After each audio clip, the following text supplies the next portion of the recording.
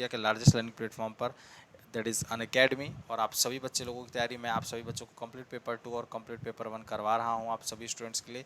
So India के largest learning platform, जो भी नेट की तैयारी कर रहे हैं यहाँ पे आप जुड़ सकते हैं और अपनी तैयारी कर सकते हैं। आप सभी बच्चों के लिए परफेक्ट स्टडी पार्टनर होने वाला है।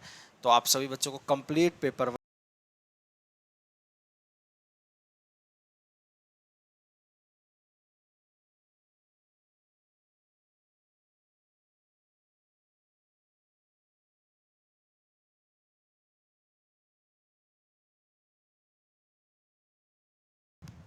जहाँ पे आप कंप्लीट पेपर 1 और पेपर 2 की तैयारी कर सकते हैं एक ही जगह पढ़ाई कर। और आप सभी बच्चों को अगर सभी बच्चों को छोटा सा इंट्रोडक्शन देना चाहूँ, सो मेरा नाम है, आप सभी बच्चों को जैसे जानते ही हैं, मेरा नाम है अभिषेक शुक्ला। मैं आपको मोर देन 4 ईयर्स एक्सपीरियंस के साथ टीच कर रहा हूँ complete paper 2 commerce and complete paper 1। तो आप इस कोड का इस्तेमाल जरूर करेंगे जिससे आपको 10% का डिस्काउंट मिल सके। साथियों, मैं आपको डेली लाइव टीच कर रहा हूँ। साथ ही साथ अगर मैं आपको अनअकैडमी इंट्रोडक्शन देना चाहूँ तो आप सभी बच्चे लोग प्लस और आइकॉनिक का सब्सक्रिप्शन लेके अपनी तैयारी बहुत ही बेहतरीन तरीके से कर सकते हैं, जहाँ पे आपको इंडिया के बेस्ट एजुकेटर के साथ interactive live classes, structured courses, PDF live test quizzes मिल जाते हैं अगर आप प्लस का कोर्स लेते हैं। इसी के साथ ही साथ अगर आप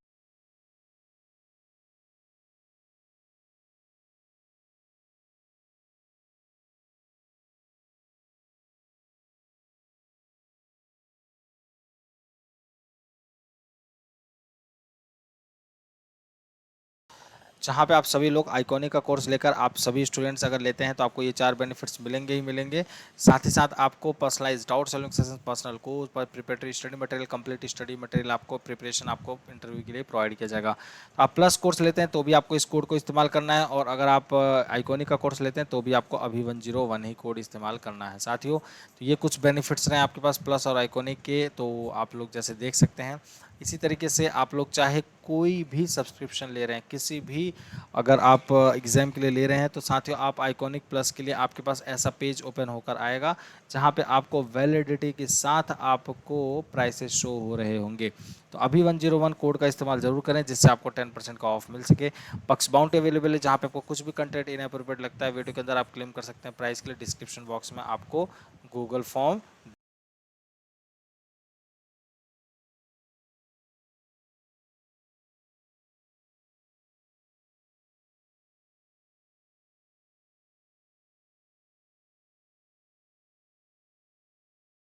चलिए, तो आपको गूगल फॉर्म दिया गया है, वहाँ पे फिल करके कर सकते हैं। इसी के साथ ही साथ आपके पास स्पेशल क्लासेस फीचर्स अवेलेबल है, जहाँ पे आपको इंटरेक्टिव लाइव क्लासेस बिल्कुल free of cost, her learners के लिए पोल्स आप हैंड रेज करके क्वेश्चंस पूछ सकते हैं, इसलिए कोई क्लास मिस नहीं करनी। डेली लेक्चर नोट्स कहीं भी कभी भी किसी भी वक्त आप लोग एक्सेस ले सकते हैं। तो ये कुछ मेरी भी स्पेशल क्लासेस जो कि बिल्कुल फ्री ऑफ कॉस्ट होती हैं, आप इनको देख सकते हैं।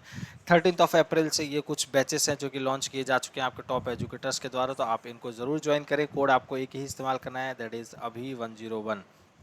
तो चलिए साथियों अपनी इस क्लास को स्टार्ट करते हैं तो पहले क्वेश्चन के साथ। पहला क्वेश्चन क्या है, the a message beneath a message is labelled as embedded text कहा जाता है, इंटरनल टेक्स्ट कहा जाता है, इंटर टेक्स्ट कहा जाता है, सब टेक्स्ट कहा जाता है। एक संदेश के नीचे एक संदेश लेबल किया गया है तो उसको क्या कहा जाएगा?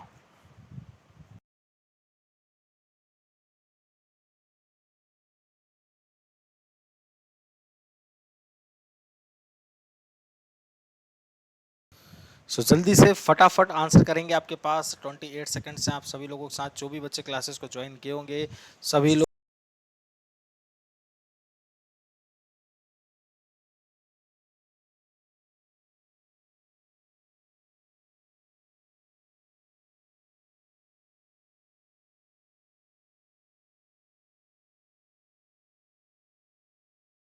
और हर एक बच्चे को आंसर करना है, ठीक है साथियों, आपको हर एक बच्चों को आंसर करना है।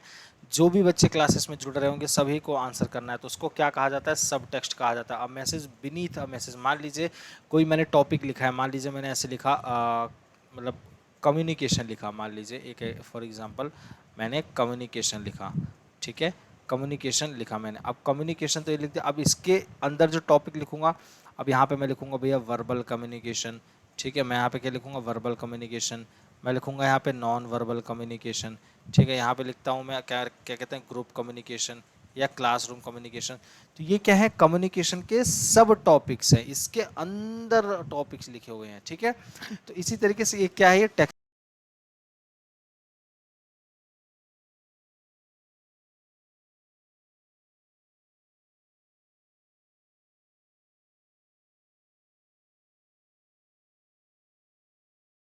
इसके अंदर क्या है साथियों, कम्युनिकेशन के अंदर यहाँ पे जैसे देख सकते हैं वर्बल नॉन वर्बल ग्रुप, तो इसका मतलब हम ये कह सकते हैं कम्युनिकेशन एक टेक्स्ट है और इसके अंदर जो चीज़ें लिखी गई हैं वह क्या है बच्चों, सब टेक्स्ट है। क्या है ये, सब टेक्स्ट है। समझ पा रहे हैं सभी साथी लोग, कोई दिक्कत तो नहीं है क्यों भाई, कोई दिक्कत तो नहीं है सभी साथियों को, तो इसको क्या कहेंगे हम, सब टेक्स्ट कहेंगे। चलिए नेक्स्ट क्वेश्चन की बात करते हैं। An example of asynchronous medium is radio, television, films या फिर न्यूज़पेपर। जल्दी से फटाफट आंसर करेंगे।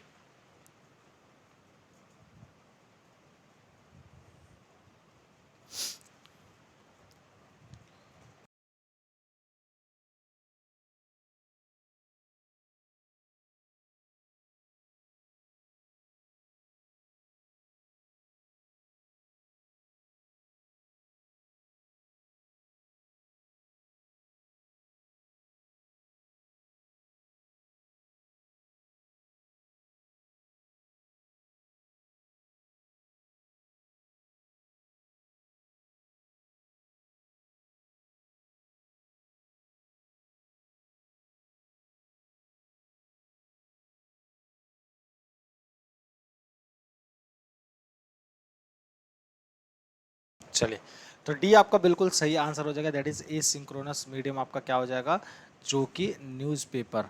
ठीक है, रेडियो, टेलीविजन, फिल्म्स, यहाँ पे क्या है, आप सभी लोग जैसे वीडियो कॉलिंग हुआ, फ़ोन पे कॉलिंग हुआ, ये सारी चीज़ें क्या है, एक तरीके का आपका सिंक्रोनस मीडियम होता है। क्या होता है, सिंक्रोनस मीडियम। अगर डिफरेंस देखें, सिंक्रोनस जहाँ पर आप सभी बच्चों को रियल टाइम, ध्यान से समझिए, रियल टाइम प्रेजेंटेशन चाहिए होता है। सिंक्रोनस का मतलब जहाँ पे रियल टाइम कम्युनिकेशन हो रहा है। जैसे अगर आप वीडियो कॉलिंग पे मीटिंग कर रहे हैं, जैसे वीडियो कॉल हुआ, तो ये क्या है, एक तरीके का आपका सिंक्रोनस है। ठीक है, ये सिंक्रोनस का मतलब क्या हुआ, जहाँ पे आपके डिफरेंट डिफरेंट टाइप के आपके पास आर्स अवेलेबल है, कोई डिपेंडेंसी नहीं है, इंडिपेंडेंट तरीके से है। जैसे मान लीजिए आप जूम मीटिंग मान लीजिए सेंड करते हैं, जैसे अभी आप जूम मीटिंग, अगर हम जूम की बात करें, जूम पे अगर आप पढ़ाई कर रहे हैं, तो जूम मीटिंग कौन सी टाइप की कम्युनिकेशन है, कौन सा टाइप का मीडियम होगा, तो ये आपका सिंक्रोनस होगा। कौन सा होगा, सिंक्रोनस। क्यों, क्योंकि यहाँ पर रियल टाइम पे आपको एक फिक्स्ड टाइम पर आपको यहाँ पे मीटिंग करना है या फिर वीडियो वीडियो मीटिंग करना है। ठीक है, तो ये क्या हुआ, जूम कॉल एक तरीके का आपका एक सिंक्रोनस टाइप का मीडियम हुआ या फिर सिंक्रोनस टाइप का कम्युनिकेशन हुआ। बट ए सिंक्रोनस मतलब क्या, किसी प्रकार का कोई मीडियम नहीं। जैसे न्यूज़पेपर क्या है, न्यूज़पेपर क्या है, एक ए सिंक्रोनस है, जहाँ पे आपको पर्टिकुलर डिपेंडेंसी नहीं चाहिए होता कि इसी टाइम पे न्यूज़पेपर हो या इसी टाइम पे ये क्या नाम है, ये न्यूज़ छपी हो। ठीक है, तो ये आपका a synchronous type of medium हो गया। ठीक है, चलिए नेक्स्ट क्वेश्चन की बात करते हैं। Computers on the internet are identified by, internet पे कोई भी अगर कंप्यूटर की पहचान की जाए तो वो किस आधार पे कर सकते हैं, हम उसके ईमेल एड्रेस के द्वारा, उसके स्ट्रीट एड्रेस के द्वारा, उसके आईपी एड्रेस के द्वारा, या फिर कुछ भी इनमें से ऐसा नहीं है जिसके द्वारा हम पहचान सकें कि ये कंप्यूटर को आइडेंटि, या हम किसी भी कंप्यूटर को पहचान सकें कि ये किसका है या फिर क्या कंप्यूटर करता है या फिर कौन सा सिस्टम है। हम तो क्या आंसर होगा जिससे हम यह पता लगा सकें कि यह सिस्टम किसका है या फिर आइडेंटिफाई कर सकें, पहचान सकें। जितने भी बच्चे क्लासेस को ज्वाइन किए होंगे, आप लोगों से उम्मीद करता हूं सभी लोग आंसर सही कर रहे होंगे और सभी लोग आंसर कर रहे होंगे, सबसे बड़ी चीज़।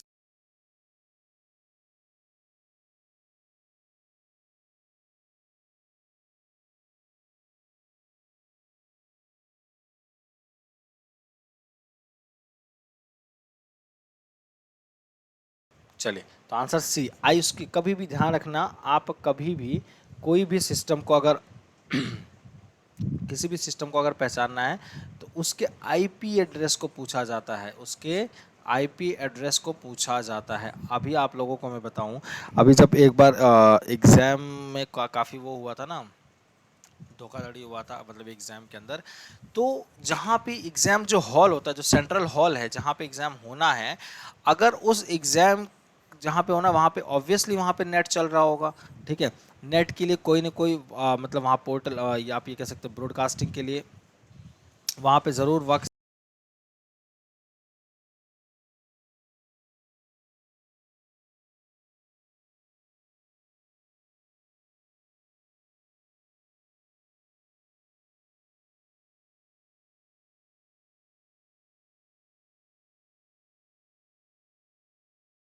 ठीक है, तो जैसे कि देख सकते हैं वहाँ पे सिंपल सी बात है, वह क्या डिमांड करते हैं कि भाई कहीं भी चीज़ों का किसी का आईपी एड्रेस पता लग जाए।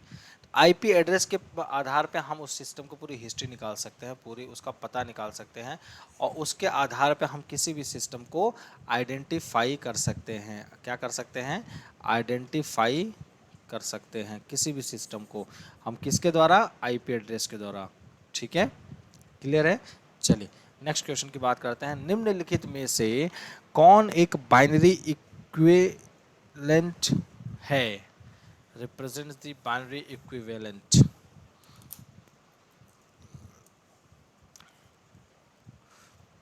कहने का मतलब ये बताना है आपको, इनमें से आपको कौन सा ऐसा नंबर लगता है कि वह बाइनरी नंबर है।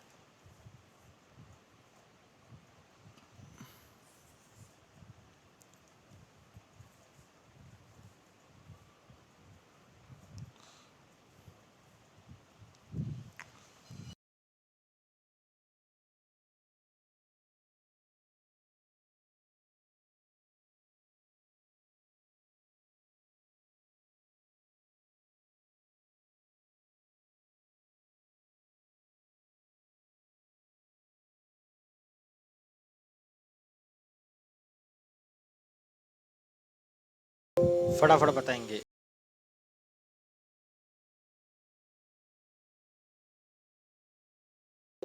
तो बी आपका बिल्कुल सही है कि 10,111 यह एक आपका बाइनरी नंबर बन रहा होगा। ठीक है, चलिए नेक्स्ट क्वेश्चन की बात करते हैं। नेक्स्ट क्वेश्चन क्या है? Which of the following is not a networked device या नेटवर्क डिवाइस। आप लोगों को जैसे पता है कि नेटवर्क डिवाइस और नॉट नेटवर्क डिवाइस आप लोगों को पता है, आराम से अच्छे से पता है। तो यहाँ पे नॉट पूछा गया है, यहाँ पे ये नहीं पूछा गया कि नेटवर्क डिवाइस कौन सा है, यहाँ पे ये पूछा गया कि इनमें से कौन सा नेटवर्क डिवाइस नहीं है। ठीक है, आप लोग नॉट को, एक्सेप्ट को, विदाउट को अगर इसको गलती से भी पढ़ना भूल गए या फिर वहाँ पे लिखा हुआ देखना भूल गए तो पूरा आंसर आपका गलत।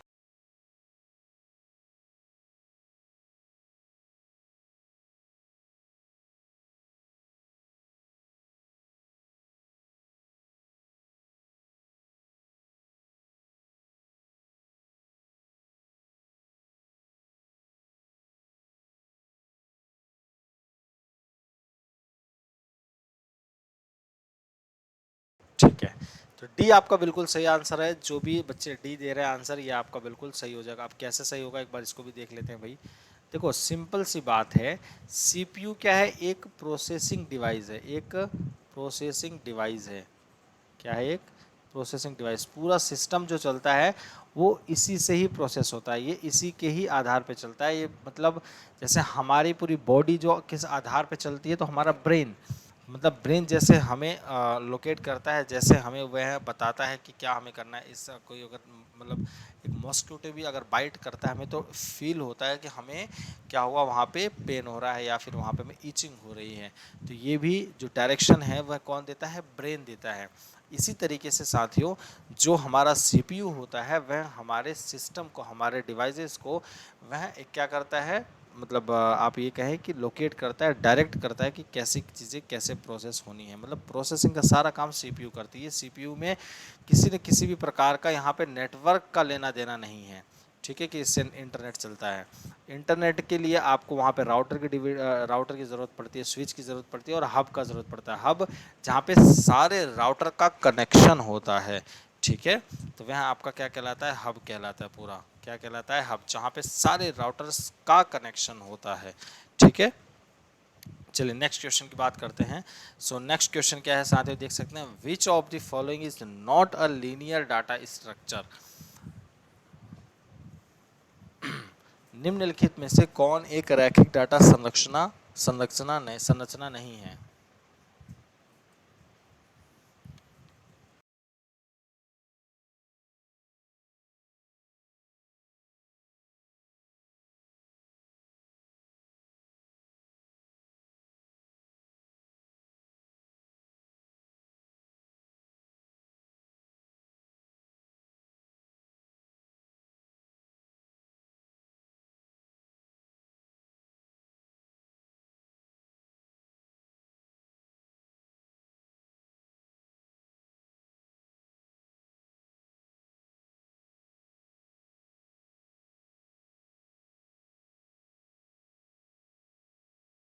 चलिए, तो आपका आंसर भी बिल्कुल सही हो जाएगा, क्या कि बाइनरी डाटा या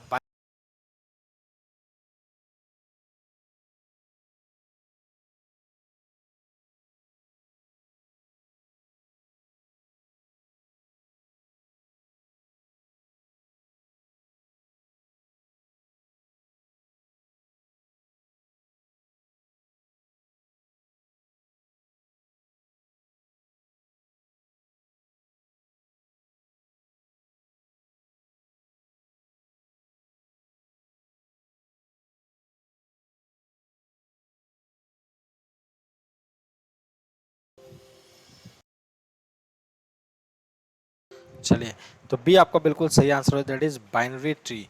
तो बाइनरी ट्री लीनियर डाटा में कैसे हो जाएगा, वह आपका लीनियर डाटा में कैसे हो जाएगा, नहीं होगा। ट्री का मतलब ये हुआ, क्या हुआ, इस तरीके से आपका होगा। तो ये क्या है, एक बाइनरी ट्री क्या है, एक आपका लीनियर डाटा नहीं है, एक ये तरीके का नॉन लीनियर है, ठीक है, नॉन लीनियर है। अच्छा, डेली वीलॉग बाई पूजा शर्मा, ये मतलब अच्छा, जो बच्चे वीलॉग बनाते हैं वो भी भाई क्लासेस देखते हैं, तो आप क्या पता ये भी आज मैं क्लासेस ले रही हूँ अभिषेक सर के साथ। हाँ, इस चीज़ का भी व्लॉग बनेगा भाई फिर तो।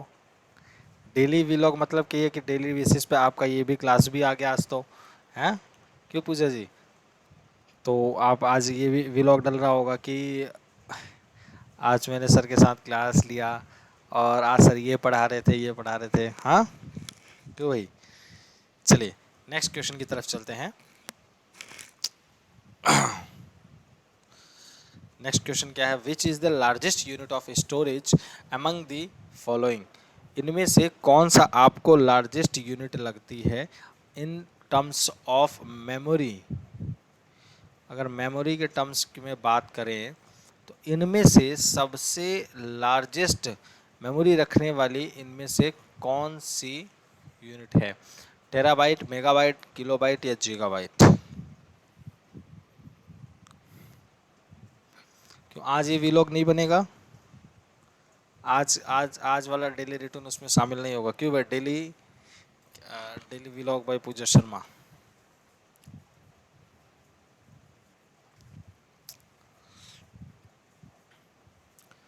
चलो, बहुत इजी क्वेश्चन है, क्या पूछा गया, लार्जेस्ट यूनिट पूछा गया, जहां पे सबसे ज़्यादा हम अपने डाटा को, कोई भी चीज़ों को स्टोर करके रख सकते हैं। अभी देख सकते हैं कि आपकी जो अगर सबसे लार्जेस्ट ये पूछा गया तो सबसे स्मॉलेस्ट कौन सी है, सबसे स्मॉलेस्ट कौन सी है, तो आप लोगों को बता देते हैं, एक सेकंड यहाँ पे लिख देता हूँ मैं,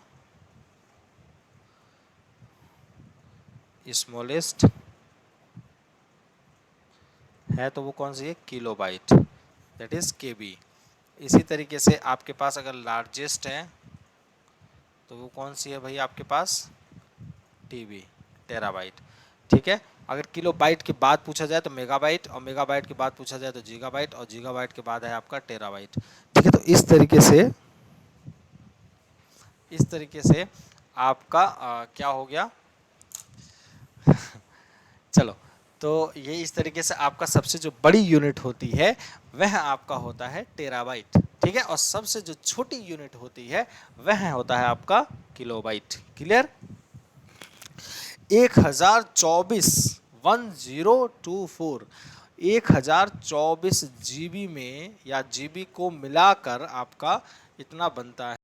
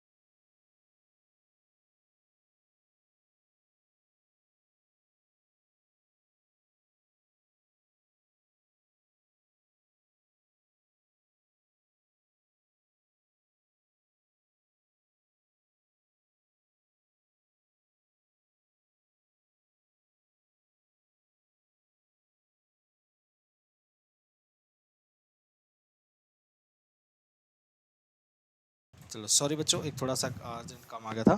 ठीक है, चलो तो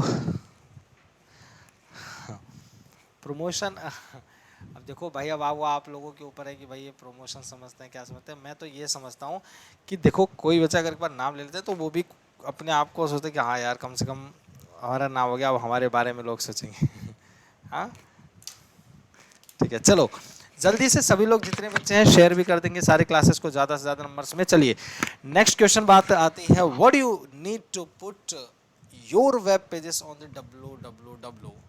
आपको अगर अपने वेब पेजेस को वर्ल्ड वाइड वेब में अगर आपको डालना है, या फिर हम ये कहें इंटरनेट पे डालना है, गूगल पे डालना है, या गूगल तो एक क्या प्लेटफॉर्म है, ठीक है, सर्च इंजन है। अगर आपको इंटरनेट पे डालना है तो आपको किस चीज़ की ज़रूरत पड़ेगी? एक इंटरनेट का सिर्फ कनेक्शन होना बहुत ज़रूरी है, या एक वेब ब्राउज़र का होना बहुत ज़रूरी है, या एक वेब सर्वर का होना बहुत ज़रूरी है, या ऑल ऑफ दी अबव? तो किसका होना बहुत ज़रूरी है? और साथ ही साथ आप लोगों को मैं ये भी बताना चाहूँगा कि आप सभी स्टूडेंट्स मिलकर भाई जितने स्टूडेंट्स हैं टेलीग्राम चैनल ज़रूर ज्वाइन कर लेंगे। ठीक है, क्या ज्वाइन कर लेंगे? टेलीग्राम चैनल, जहाँ पे आपको बिल्कुल फ्री ऑफ कॉस्ट आपको बिल्कुल फ्री ऑफ कॉस्ट आप सभी साथियों को जितनी भी क्लासेस होती हैं वह सारी क्लासेस को नोटिफिकेशन मिल जाता है। ठीक है, तो आप लोग सभी स्टूडेंट्स डिस्क्रिप्शन बॉक्स में टेलीग्राम चैनल दिया होगा, टेलीग्राम चैनल ज़रूर ज्वाइन कर लेंगे। तो डी आपका आंसर बिल्कुल सही होगा। क्यों? कि किसी भी अगर आपको कोई भी चीज़, कोई भी अपना वेब पेज किसी भी प्रकार का अगर आपको डालना है तो आप नेट के लिए आपको सबसे बड़ी चीज़ इंटरनेट चाहिए, इंटरनेट का होना बहुत ज़रूरी है। उसके बाद एक वेब ब्राउज़र चाहिए, ठीक है, फिर एक वेब सर्वर चाहिए। तो यह तीन चीज़ का होना बहुत ज़रूरी है किसी भी चीज़ को आपको इंटरनेट पे डालने के लिए। चलिए ठीक है, चलिए नेक्स्ट क्वेश्चन की बात करते हैं। Multimedia is basically N animation feature, a programming language, या एक टेक्नोलॉजी है, या फिर ये सारे ही चीज़ें हैं। मतलब समझ रहे हैं मल्टीमीडिया मूल रूप से ए और एन क्या है। तो आप भी थोड़ा हमारा प्रमोशन कर देंगे अपने व्लॉग के द्वारा। आप जाके एक काम कीजिए, आपका प्रमोशन अगर हमने हो गया, हमारी तरफ से हुआ है, तो आपका भी इतना प्रमोशन बनता है कि हमारे चैनल को आप लोग ज़्यादा से ज़्यादा लाइक करें, शेयर करें क्लासेस को, और वहाँ पे जाके अपने चैनल पे भी आप लोग ज़्यादा से ज़्यादा बताएं कि अनअकैडमी पर एक बहुत ही बेहतरीन सी क्लासेस आपके एजुकेटर्स के द्वारा की जाती है। हमने आज यहाँ पे पढ़ाई की जिसके वजह से हमें इतना बेनिफिट्स मिला, हमारे क्वेश्चंस बहुत अच्छे पूरे, हमारे प्रैक्टिस बहुत अच्छी हुई, तो हम लोग भी खुश हो जाएंगे। ठीक है, चलिए बाकी आप सभी स्टूडेंट्स तो इतने प्यारे प्यारे से हैं ही भाई, देखो आंसर्स क्वेश्चन कर ही रहा हूँ, साथ में देखो थोड़ा मौज मस्ती होना चाहिए, कोई दिक्कत नहीं। ठीक है, चलो तो क्वेश्चन का आंसर हो जाएगा आपका सी। तो मल्टीमीडिया क्या है? ना कोई एक लैंग्वेज नहीं है ये, ना कोई एक एनिमेशन फीचर है, यहाँ एक क्या है? टेक्नोलॉजी है।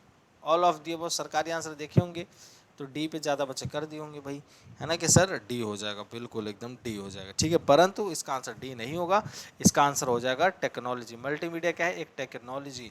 कहते हैं ना भैया कौन सा वाला फ़ोन के कौन सा वाला टेक्नोलॉजी यूज़ कर रहे हो? भैया मल्टीमीडिया फ़ोन यूज़ कर रहे हैं, मतलब एक नया टेक्नोलॉजी का फ़ोन यूज़ कर रहे हैं, समझ रहे हैं? तो ये क्या है? आपका आंसर सही हो जाएगा। ठीक, क्वेश्चन नंबर 10 की बात करें तो एक आईपी एड्रेस का जो स्टैंडर्ड साइज होता है वह कितना होता है? 16 बिट, 48 बिट्स, 32 बिट्स, या फिर 64 बिट?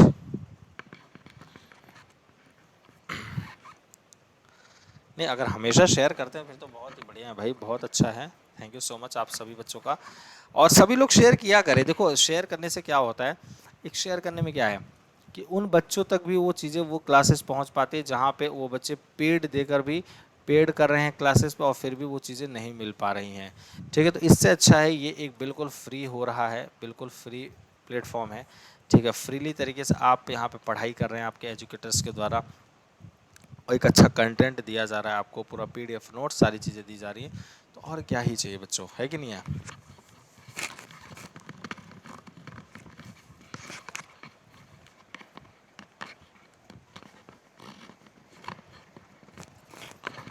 गलत कह रहे हैं तो बताइए। चलिए तो आपका आंसर बी बिल्कुल सही आंसर हो जाएगा, क्या? 32 बिट्स। ठीक,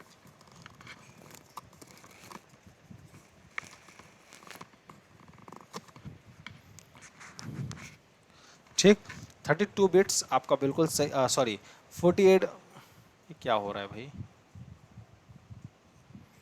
ठीक है, 32 बिट्स आपका बिल्कुल सही आंसर हो जाएगा, और यहाँ पे आंसर सी होगा, और यहाँ पे ये बी होगा, और आंसर यहाँ पे इस हिसाब से सी होगा। ठीक है, कोड वर्ड तो बहुत सही है, लेकिन ये थोड़ा सा वर्डिंग यहाँ पे गलत हो गया है। यहाँ पे ये क्या हो जाएगा? बी हो जाएगा, और यहाँ पे ये क्या हो जाएगा? सी हो जाएगा। ठीक है, बी पे आंसर क्या है? 32, और ये 48। ठीक, चलिए नेक्स्ट क्वेश्चन की बात करते हैं। XML का क्या अर्थ होता है? Extensible markup language, extensible makeup language, external markup logic, या एक्सटर्नल मैग्नीट्यूड लैंग्वेज? क्या आपका सही उचित उत्तर होगा? The XML stands for extensible markup language, external makeup language, external markup logic, या external magnitude language?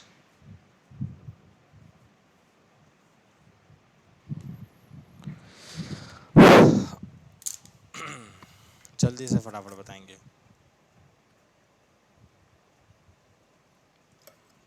ज़्यादा से ज़्यादा आप लोग भी पानी पीजिए, हाइड्रेटेड रहिए। इस समय इससे बड़ा कोई अमृत नहीं है, इससे बड़ा कोई फल नहीं है, इससे बड़ा कोई फ्रूट नहीं है, इससे बड़ा कोई खाना पीना नहीं है। तो पानी ज़्यादा से ज़्यादा पिए। Drinking drinking water more and more, more and more. ठीक, चलिए, तो आपका ए बिल्कुल सही आंसर हो जाएगा, that is extensible markup language. यहाँ आपका बिल्कुल सही आंसर हो जाएगा। क्लियर है सभी को? चलिए नेक्स्ट क्वेश्चन की बात करते हैं। Question number 12, the file extension of Excel spreadsheet is. प्रौद्योगिकी आईसीटी फाइल एक्सटेंशन क्या है? .doc, .txt, .xls, या .pp?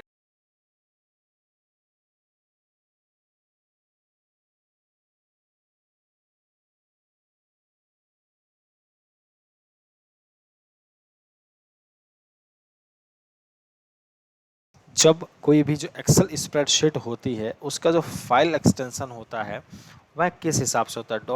डॉक लिखा हुआ आता है, .txt लिखा होता है, .xls, या .ppt? जैसे मान लीजिए आप जब कोई पीपीटी बनाते होंगे, जब कोई पीपीटी क्रिएट करते होंगे, तो ऐसा लिखा होता है, लास्ट में लिखा होता है, आप कोई भी कंटेंट लिखेंगे, मान लीजिए आपका डोमेन नेम जो आपने नेम डाला यहाँ पे, मान लिया हायर एजुकेशन का पीपीटी बनाया, तो आपने क्या लिखा? Higher education. ठीक है, बाद में क्या हुआ? अपने आप ही लिखा रहता है .pptx। ठीक है, .pptx लिखा हुआ आता है ना।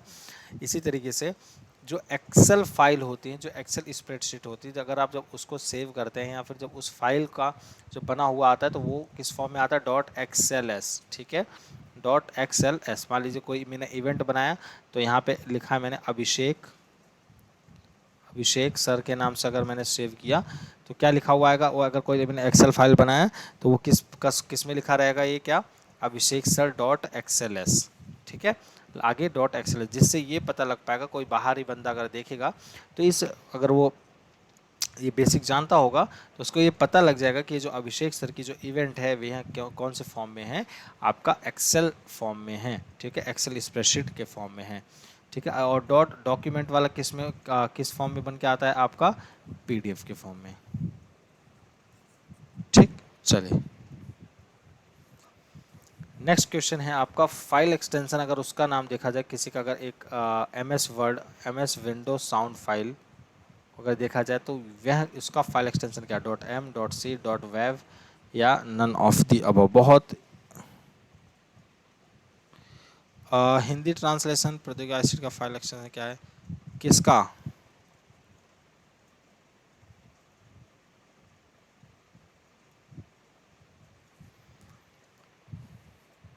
कभी कभी ध्यान रखिए, एक चीज़ को आप लोगों को मैं बताना चाहूँगा कि हिंदी पे नहीं जाएंगे आप लोग।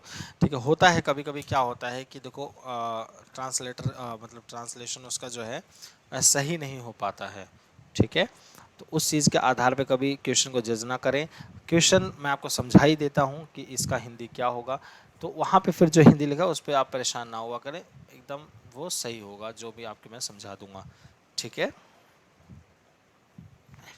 तो जल्दी से फटाफट इसका आंसर बताएंगे क्या होगा।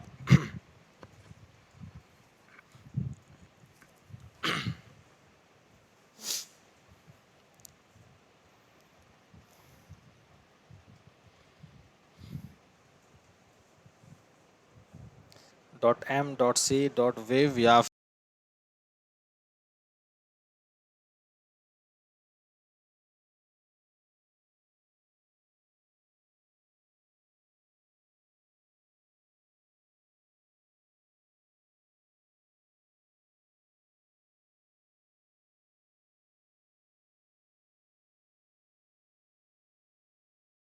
चलिए, तो आपका सी बिल्कुल सही आंसर होगा, दैट इज डॉट वेव। ऐसे इसका अगर कभी कभी भी बाई चांस मान लीजिए पूछ लिया गया पेपर में, अगर आता है क्वेश्चन ये, तो आप इसको वेव पढ़ेंगे, पहली बात वाव तो पढ़ेंगे नहीं, वाई भी पढ़ेंगे, बस ये कि इसमें ई नहीं लगा हुआ है। अब आपको पता है साउंड वेव, आपने नाम सुना होगा, जब यहाँ पे साउंड फाइल की बात हो रही है, MS word window sound file की बात हो रही है, तो साउंड के अंदर क्या होता है भाई, वेव्स होती हैं। साउंड के अंदर वेव्स होती हैं ना, फ्रीक्वेंसीज वेव्स होती हैं, जिस आधार पे आपकी आवाज़ दूसरे तक पहुँच पाती है फ्रीक्वेंसी वेव्स के द्वारा, है ना। तो इसी तरीके से आपको ये समझना है कि इसका आंसर क्या हो जाएगा, वेव होगा, क्योंकि यहाँ पे क्या है, साउंड है। ठीक, चलिए नेक्स्ट क्वेश्चन।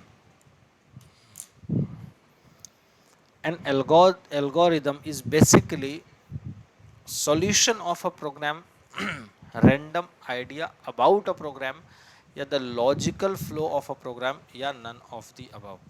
एक एल्गोरिदम मूल रूप से क्या है, एक प्रोग्राम का समाधान है, एक कार्यक्रम के बारे में यादृच्छिक विचार है, या एक कार्यक्रम का तार्किक प्रवाह है, या उपरोक्त में से कोई भी नहीं, कुछ भी नहीं है इसमें से।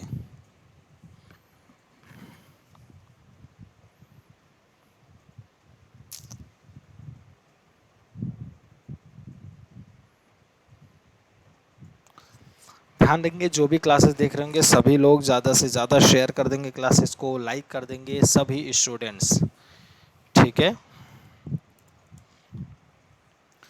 चलो, N algorithm is basically is a solution और रैंडम आइडिया, तो ये क्या है, एक लॉजिकल फ्लो ऑफ प्रोग्राम है। ये क्या है, एक तरीके का लॉजिकल, एक सेकेंड, एक तरीके का लॉजिकल फ्लो ऑफ प्रोग्राम है। ठीक है,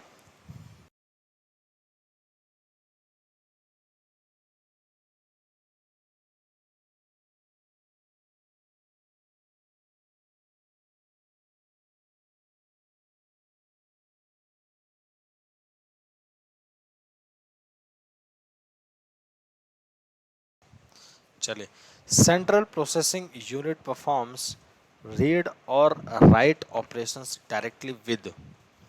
सेंट्रल प्रोसेसिंग यूनिट के साथ सीधे लिखना या फिर उसको पढ़ना, ये जो ऑपरेशन करता है वह कौन करता है, रोम, रैम, हार्ड डिस्क, या फिर रजिस्टर्स।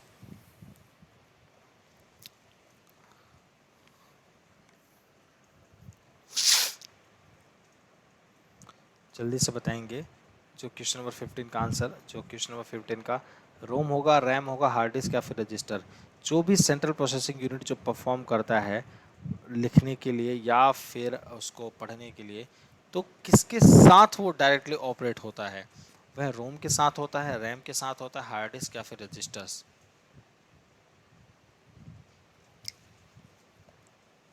तो आपके रैम के साथ होता है। आप ऐसे समझिए, जब आप सिस्टम लेने जाते हैं, जब आप सिस्टम लेने जाते हैं, तो आप कहीं ना कहीं उसका सबसे पहले क्या देखते हैं भाई, रैम देखते हैं। क्या देखते हैं, रैम देखते हैं कि भाई इसकी रैम कितनी है, क्योंकि रैम के ही आधार पे आपका सब पता चलता है सिस्टम हैंग होगा या नहीं होगा।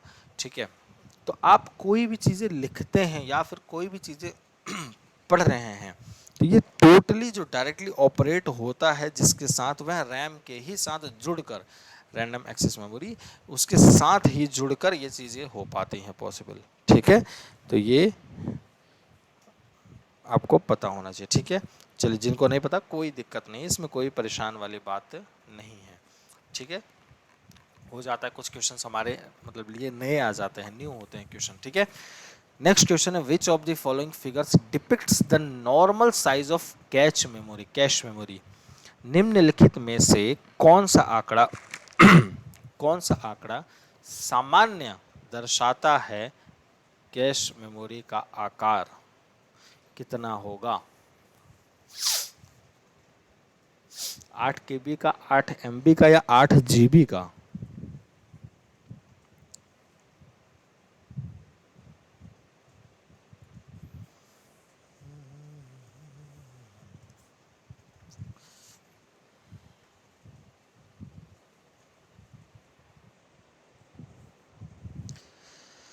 भाई देखो, एक चीज़ मैं आप लोगों को बताऊंगा।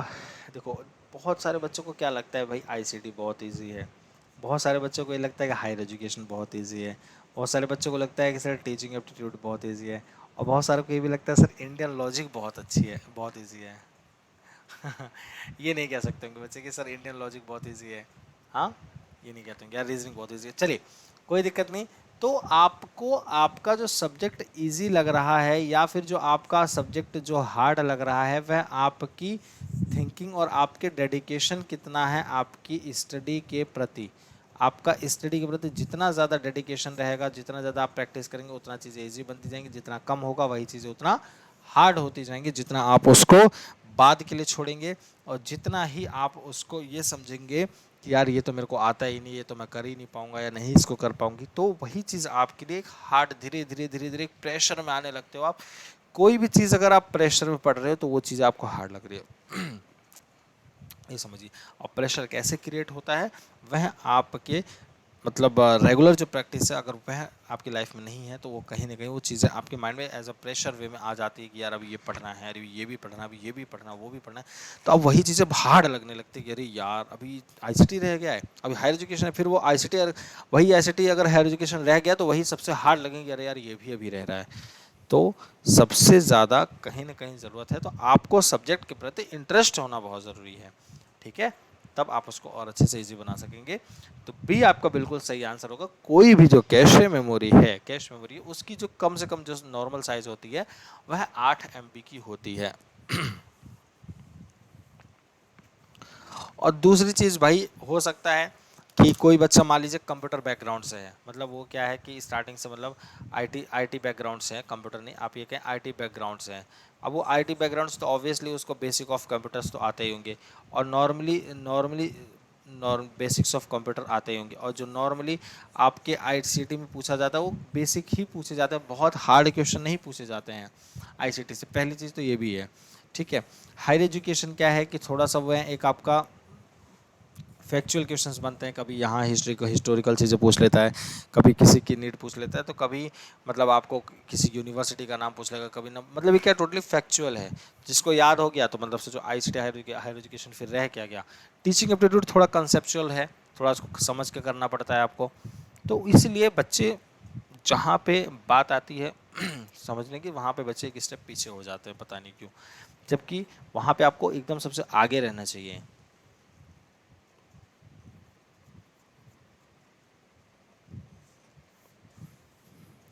जी बिल्कुल, कैश मेमोरी की स्पीड ज़्यादा होती है तो साइज इसलिए उसका कम होता है, ठीक।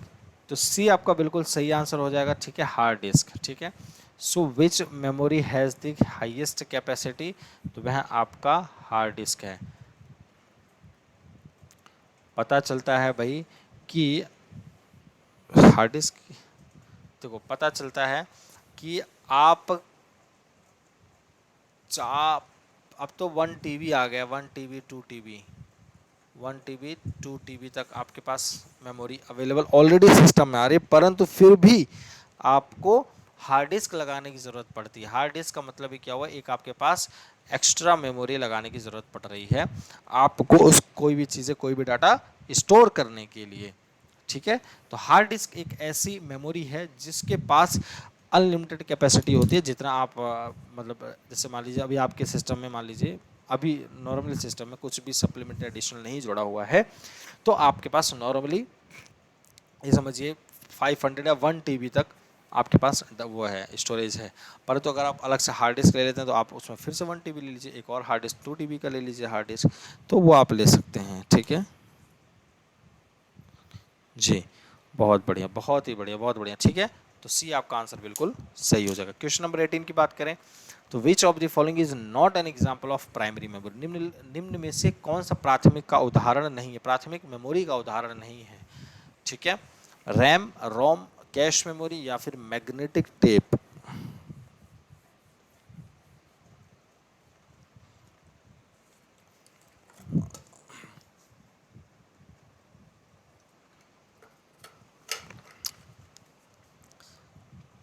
कम से कम एक दिन में 50 लीटर पानी पीजिए आप लोग। कितना कितना पीना है सबको एक दिन में, कितना पीना, कितना पीना एक दिन में, कितना लीटर पानी? 50 लीटर टू 100 लीटर पानी पी रही है गर्मी में, गर्मी का मौसम। ठीक है, चलिए, तो क्या होगा आंसर जल्दी बताएंगे। रैम होगा, रोम होगा, कैश मेमोरी या फिर मैग्नेटिक टेप। 50 लीटर पानी पियेंगे तब जाके आपकी बॉडी एकदम, मतलब ये उन लोगों के लिए जिनका वेट 100 किलो के ऊपर पहुंच चुका है। चलिए, मजाक कर रहा हूँ। चलिए, तो डी आपका बिल्कुल सही आंसर होगा। ये एक ऐसी टाइप की मेमोरी है जो कि किसी भी टाइप का मेमोरी का ये एग्जाम्पल है ही नहीं। ठीक है, अरे तो कौन इतना पी रहा है भाई, कौन इतना पी रहा है 50 लीटर पानी, है ना, मजाक कर रहे थे। चलो, मैग्नेटिक टेप ये आपके किसी भी मेमोरी का एग्जांपल नहीं है, तो आपको इस चीज़ का ध्यान रखना है। नॉट, विदाउट, एक्सेप्ट, इन सब चीज़ का मैं हर एक क्वेश्चन जहाँ जहाँ आता है नॉट कुछ भी आ गया, विदाउट एक्सेप्ट आ गया, तो मैं खुद ही वहाँ पे आप लोगों को बता देता हूँ कि इस नॉट को, विदाउट के बहुत छुपे रुस्तम होते, ये सीधे तीर मारते हैं हमारे रॉन्ग आंसर पे। ठीक है, अगर हमारा इन पे ध्यान अच्छे से नहीं गया तो इन पे एकदम अपने सीसीटीवी आंखों की सीसीटीवी कवरेज बनाए रखें और इनको ध्यान रखते हुए आंसर किया करें। ठीक है, तो प्राइमरी मेमोरी का आंसर ये क्या हो जाएगा आपका, जो नहीं है वो है मैग्नेटिक टेप। ठीक, चलिए नेक्स्ट क्वेश्चन आपके पास, सिम की फुल फॉर्म क्या होगी? SIMM, serial in memory module, serial in input memory module, या फिर सिंक्रोनस इन मेमोरी मॉड्यूल, या फिर सिंक्रोनस इनपुट मेमोरी मॉड्यूल।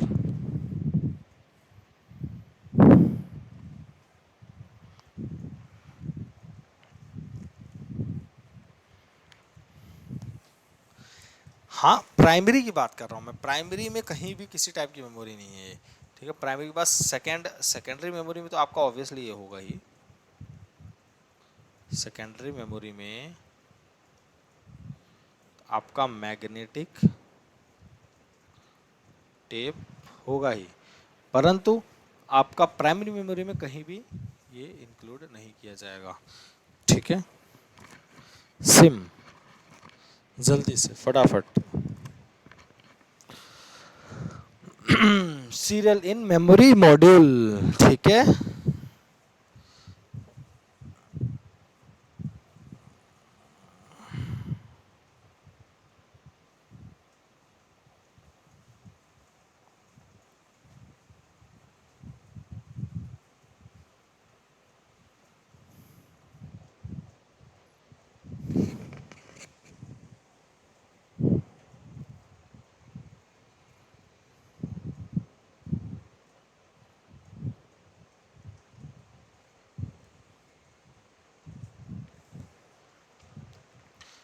चलिए, तो आपका सीरियल इन मेमोरी मॉड्यूल एक, इसका दूसरा आंसर है सिंगल इन मेमोरी मॉड्यूल। थोड़ा इसको चेक करिएगा, मैं थोड़ा सा स्किप कर रहा हूँ माइंड से, इसको चेक कीजिएगा। ठीक है, सिंगल इन मेमोरी मॉड्यूल। ठीक है, इसका बताइएगा मुझे। ठीक है, चलिए next question, which of the following is a flash memory? Flash memory निम्नलिखित में से कौन फ्लैश मेमोरी है? रैम, डबल ई प्रोम, ई प्रोम, प्रोम, प्रोम, प्रोम, प्रोम, जल्दी से बताएंगे।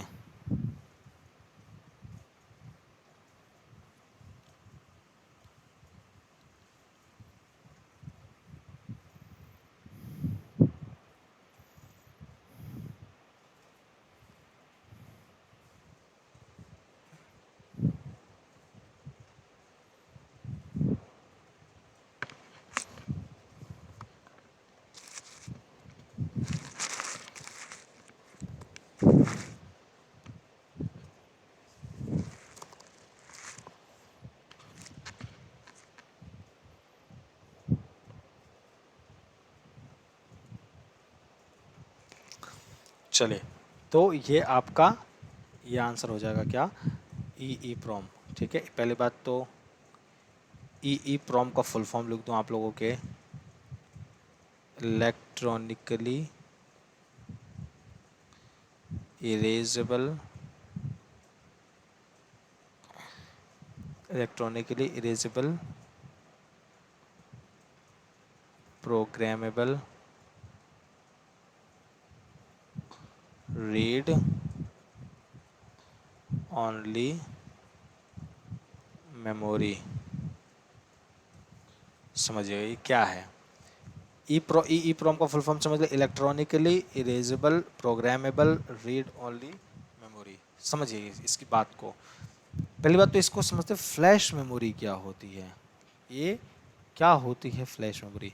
तो साथियों ये एक ऐसी मेमोरी होती है, ये पहली बात तो एक नॉन वोलाटाइल मेमोरी है, नॉन वोलाटाइल मेमोरी है।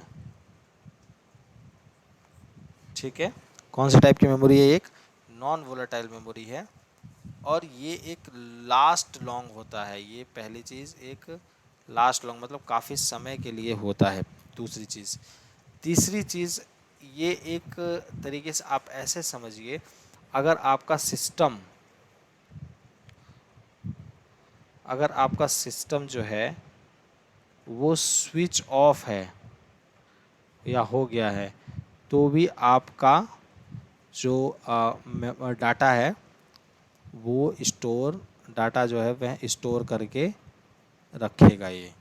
ठीक, पहली चीज़ समझ में आ गया आप लोगों को। अगर आपको इसमें से कुछ रफ करना है, मिटाना है, सिस्टम ऑफ है तो भी, तो आप डबल ई प्रोम का यूज़ इसीलिए यहाँ किया जाता है, डबल ई प्रोम का यूज़ इसीलिए किया जाता है क्योंकि ये इलेक्ट्रॉनिकली तरीके से यहाँ पे इसको रीड किया जाता है, इलेक्ट्रॉनिकली तरीके से इसको यहाँ पे यूज़ किया जाता है। ठीक है, इसीलिए इसका फुल फॉर्म भी यही हुआ, electronically erasable programmable read only memory. ठीक है, इसलिए आंसर आपका ये बिल्कुल सही हो जाएगा। ठीक है, तो ई प्रोम क्लियर। चलिए नेक्स्ट क्वेश्चन की तरफ बढ़ते हैं। आई होप सो सभी का डाउट एक क्लियर हो गया होगा। अगर कुछ भी अगर डाउट है तो आप सभी स्टूडेंट्स पूछ सकते हैं कमेंट बॉक्स में कमेंट करके। ठीक, फ्लैश मेमोरी क्या होती है। ठीक है, तो इसमें से आपका डबल ई प्रोम ये फ्लैश मेमोरी का एक पार्ट है। ठीक है, चलिए क्वेश्चन नंबर नेक्स्ट की बात करते हैं। Question number 21, the number of bits that makes one nibble is 8, 16 या 4।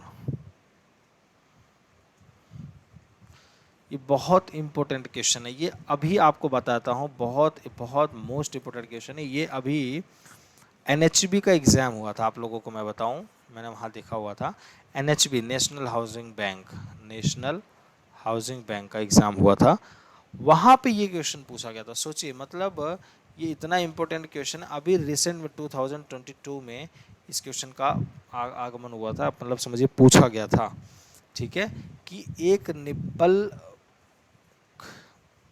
को बनाने के लिए कितने बिट्स की रिक्वायरमेंट होती है, how many bits are required to make one nibble, one nibble.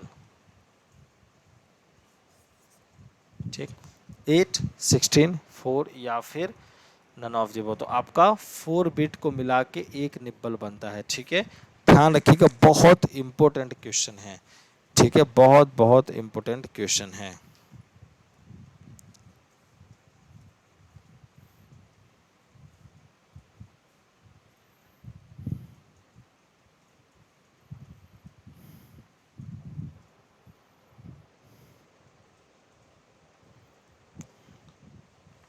ठीक है, ये पेपर में भी पूछा गया था। ठीक है, कितने बिट्स को मिला के बनता है, तो इस चीज़ का ध्यान रखेंगे, कितने बिट को भाई 4 बिट्स को मिला के एक निब्बल बनाया जाता है, बनता है।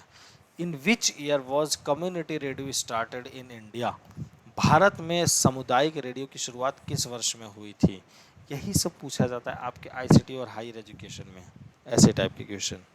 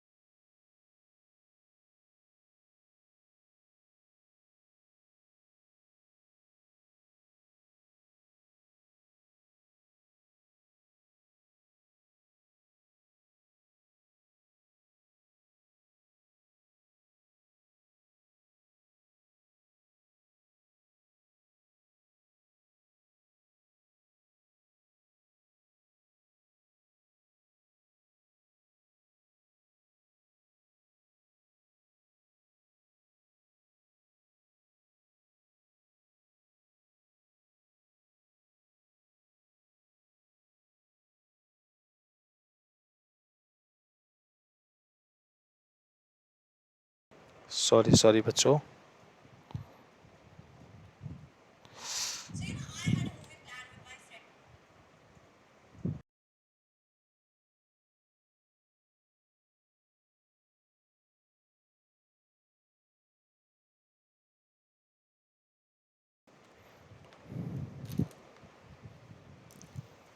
Sorry sorry sorry. ठीक है, सो सी आपका बिल्कुल सही आंसर, दैट इज इंटरनेट। ठीक है, इंटरनेट आपका बिल्कुल सही आंसर हो जाएगा। क्या which of the following technologies is use by teacher in, simple सी बात है, वर्चुअल वर्चुअल एजुकेशन के लिए आपको, मतलब जैसे अभी आप कर रहे हैं, जैसे अभी ये जो पढ़ाई कर रहे हैं, क्या मैं विदाउट इंटरनेट ये पॉसिबल है क्या? आप लोग जानते हैं अभी ये क्या पॉसिबल है विदाउट इंटरनेट? जो भी आप स्टडी कर रहे हैं अभी, जो मेरे से ही पढ़ रहे हैं आप लोग, क्या ये विदाउट इंटरनेट पॉसिबल है क्या? जी बिल्कुल नहीं। ठीक है, 22 का आंसर आपका बी बिल्कुल सही हो जाएगा। ठीक है, चलिए नेक्स्ट क्वेश्चन की बात करते हैं, क्वेश्चन नंबर 24, और फिर इसके बाद एक और क्वेश्चन करेंगे, फिर क्लास को एंड कर रहे होंगे हम लोग।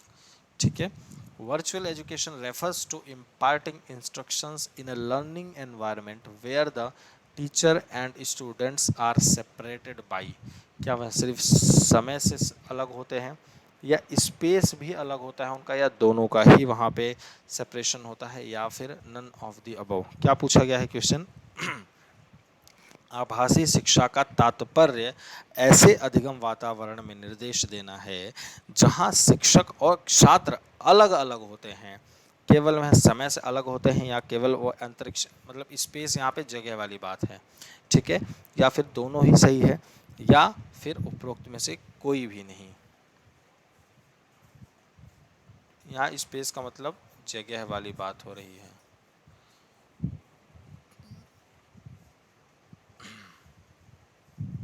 तो बिल्कुल जिनका सी आ रहा है आंसर वो बिल्कुल सही हो जाएगा। जैसे कि अब आपसे मैं बात करूं, तो आपके, मैं यहाँ पे कुछ भी पढ़ा रहा हूँ, आपको वो 30 सेकेंड 25 सेकेंड लेट पहुँचेगा।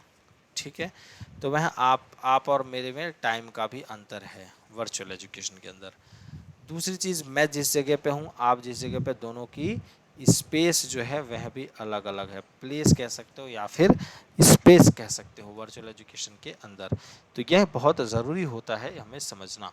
ठीक है, और जब से कोरोना काल आया तब तो कुछ ज़्यादा ही स्पेस बढ़ गया है सबका, और पहले तो एक लेवल पर था, मतलब चीज़ें, जब से कोरोना है उसके बाद तो फिर वो नेक्स्ट लेवल पे पहुंच गया है। ठीक है, चलिए नेक्स्ट क्वेश्चन है, Eklavya technology channel started in 2003 is a distant learning joint initiative between, Eklavya प्रौद्योगिकी चैनल 2003 में शुरू हुआ, इसके बीच एक दूरस्थ शिक्षा संयुक्त पहल है, वह क्या है? IIT and IGNOU, triple IIT and IGNOU, UGC and AICTE, या आईआईटी एंड एआईसीटीई?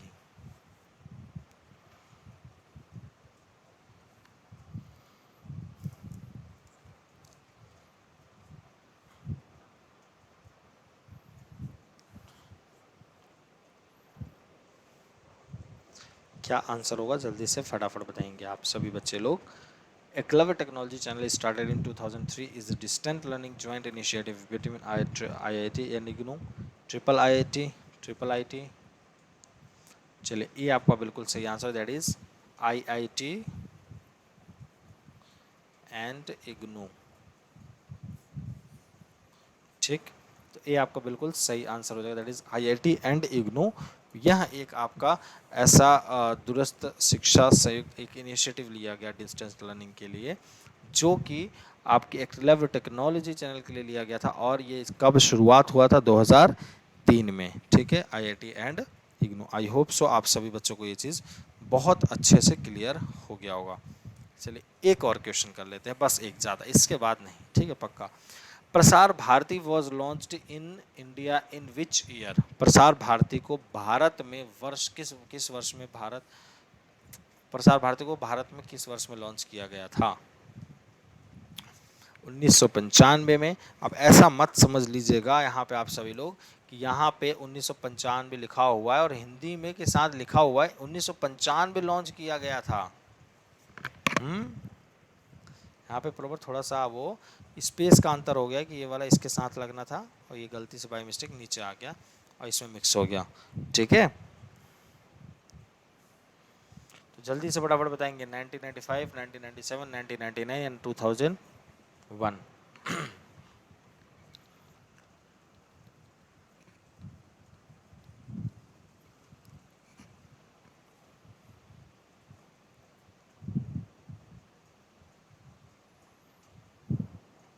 चलिए, तो बी आपका बिल्कुल सही आंसर, दैट इज 1997। ठीक है, 1997 में प्रसार भारती। इसमें तो तुक्का लगा देते हैं बच्चे, कह रहे बस सर इससे ज़्यादा क्या होगा।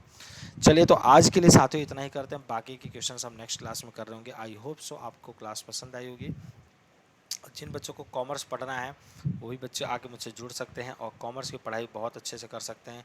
जिनका पेपर 2 आपका इकोनॉमिक्स है वो भी मुझसे आके पढ़ सकते हैं, मेरी क्लासेस देख सकते हैं। जिनका पेपर 2 मैनेजमेंट है वह भी आप आके मुझसे पढ़ सकते हैं। तो ये तीनों सब्जेक्ट, मैनेजमेंट, कॉमर्स और इकोनॉमिक्स, ये तीनों सब्जेक्ट में से जो भी आप लोगों को पढ़ना है साथियों, आप ये तीनों में से कुछ भी सब्जेक्ट आके मुझसे पढ़ सकते हैं और अपनी तैयारी बहुत ही बेहतरीन तरीके से कर सकते हैं। तो आज ही से शुरू कर दीजिए। किसी भी प्रकार का अगर कोई भी क्वेश्चन आपके माइंड में अराइज हो रहा होगा तो आप सभी स्टूडेंट्स पूछ सकते हैं, चाहे वो एग्ज़ाम से रिलेटेड हो, चाहे वो आपके कोई भी क्वेश्चंस हो आपके माइंड में, या फिर किसी भी प्रकार का आपके पास अनअकैडमी के बारे में इंफॉर्मेशन चाहिए, सब्सक्रिप्शन से रिलेटेड चाहिए, तो आप पूछ सकते हैं।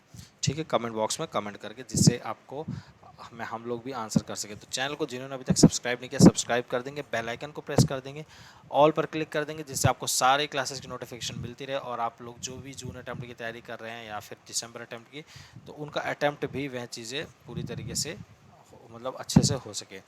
रेगुलर बेसिस पे सबकी क्लासेस देखते रहें और अगर क्लास पसंद आई हो तो लाइक ज़रूर कर देंगे भाई सभी लोग। ठीक है साथियों, तो अभी 101 इस कोड का इस्तेमाल ज़रूर करेंगे 10% के डिस्काउंट के लिए। साथियों, आप सभी बच्चों का दिल से बहुत बहुत धन्यवाद। लाइक शेयर सब्सक्राइब जरूर कर देंगे। सभी बच्चों को दिल से बहुत बहुत धन्यवाद।